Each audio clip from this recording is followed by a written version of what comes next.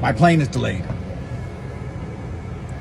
So while I'm waiting, I'm going to tell you all a mind trick, and I want you to pay attention because this might be the most important video you ever watch in your life.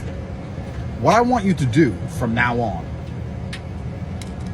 is try and remember your last thought before you go to sleep.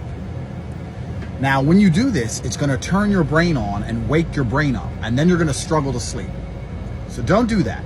It's going to take a little bit of practice. It's going to take about a week or so where you learn to be zen and fall asleep and allow your mind to fall asleep while remembering what you're thinking about and categorizing them. And the point is that when you wake up the next day, you should be able to tell people what the last thought you had was before you went to sleep.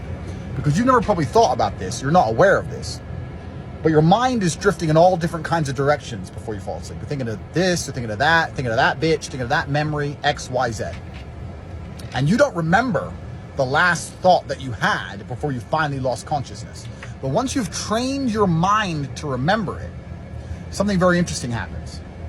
And what happens is, when you remember your last thought before you went to sleep, you start to remember all of your dreams and all of your thoughts you have when you are asleep. Because you only live in the present. You only live in right now. Everything you've ever experienced in your life is remembered. And you remember all of your experiences from reality the same way you remember your dreams from your unconscious. You remember them the same. It's the same imagination. So when you begin to remember your last thought before you went to sleep, and you begin to remember every single unconscious thought you ever had, what becomes very interesting, thank you very much, thank you. What becomes very interesting from there is you get a lot more control over your subconscious mind and over your dreams. You get the ability to affect your dreams with your mind. You become a lucid dreamer like I am. I can't have a nightmare because if I start to dream of something which is less than perfect, in my dream, I just click my fingers or do some Aikido and change it. If my plane starts to crash, in my dream, I click my fingers and I have a parachute. I control my dreams. I control my mind absolutely. Now, what's really interesting is this. If you remember your entire life, your awake, your conscious experiences, the life you've lived that you remember, is all inside of your mind as memories. But if you start to remember all of your dreams without fail, and these are dreams that you can affect in real time, you now get to remember and have a catalog in your mind of an entire life as a superhero.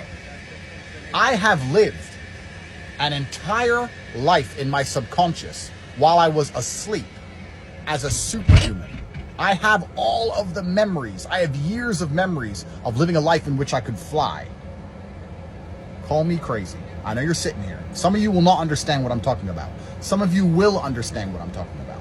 But the point is that my mind has two lives in it. I have my conscious life and my unconscious life. I've lived both. I remember them the same. I have trained my mind to do this. So in my living years, in my human experience, I've lived twice as long as you have. This is why I know twice as much as you know. I've lived more life. And I've lived more life inside of my mind because my mind has been trained.